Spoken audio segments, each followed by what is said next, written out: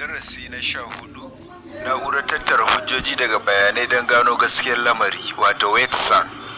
Ita Watson wata AI platform ce da kamfanin IBM suka kirkira don gano hujjoji na gaskiya daga bayanai ta kuma yanke hukunci na daidai wa daida daga waɗannan bayanan.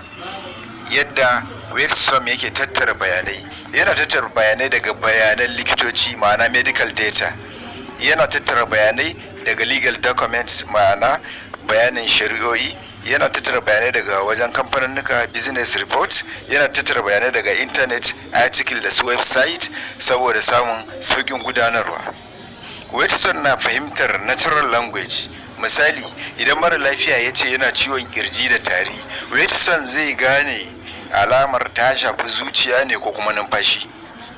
Amfanin Watson a rayuwa shine sauƙaƙe aiki, rage kurakurai wajen yanke hukunci, haɓaka kasuwanci da tsaro, samar da sababbin ayyukan yi kamar su AI developers, data analysts, robotics engineers. Nagode, sai mun haɗu a darasi na 15. Kar ku manta ku yi follow, ku yi like, ku share.